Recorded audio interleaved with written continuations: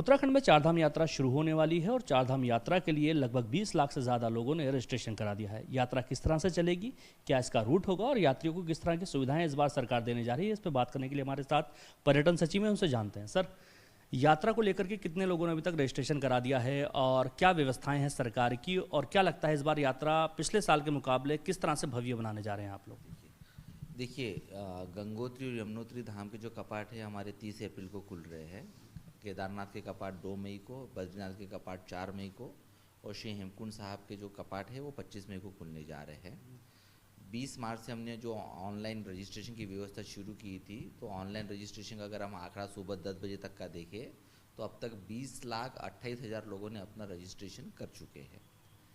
दूसरा, 28 तारीख से हमारा on spot registration Rishikesh, Haridwar और विकासनगर में शुरू हो जाएगा।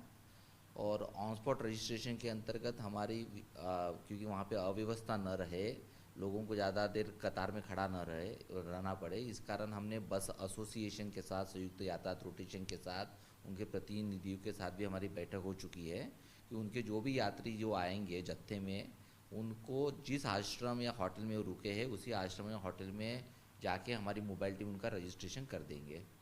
मैं कल ही केदारनाथ और बद्रीनाथ का दौरा करके आया हूँ मैं, और जिस यात्रा को सुगम, सहज, सुरक्षित और सहज बनाने के दृष्टिकोण से जो भी कार्रवाई जिला प्रशासन के स्तर से और जो विभिन्न 18 विभाग है जो हमेशा चारधाम यात्रा की तैयारी करते रहते हैं, उनके द्वारा जो की जानी वो हो चुकी है।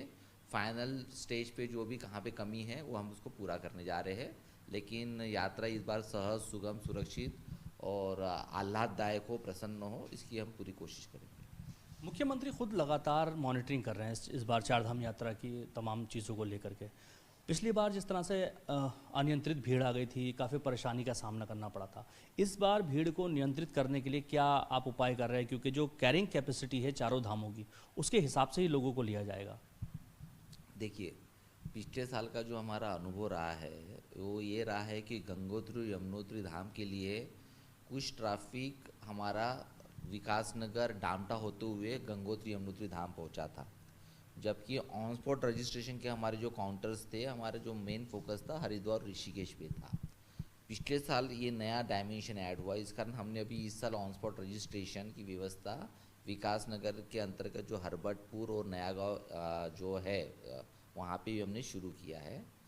ट्रैफिक मैनेजमेंट के पॉइंट ऑफ व्यू से भी डीजीपी साहब के मार्गदर्शन में उन पुलिस विभाग द्वारा एक डिटेल ट्रैफिक मैनेजमेंट प्लान बनाया गया है, जिसमें हॉल्टिंग पॉइंट्स कहाँ रहेंगे, यात्रियों को कब कितनी देर तक अगर रोकने की आवश्यकता भी पड़ती है तो क्या कैसे रोका जाएगा, रेगुलेट कैसे किया जाएगा, ट्रैफिक का स्मूथ फ्लो कैसे होगा, और उनका वेरिफिकेशन भी करना हो तो कौन से पॉइंट्स होंगे, इस पर उन्होंने काफ़ी विस्तृत में एक अपना प्लान बनाया है। उसके अनुरूप पुलिस विभाग अपनी कार्रवाई करेगा।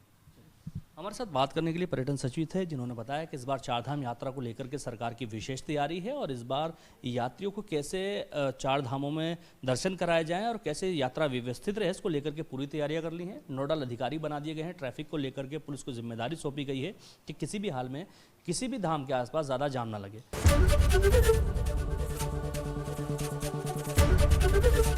एबीपी गंगा, खबर आपकी, जुबान आपकी।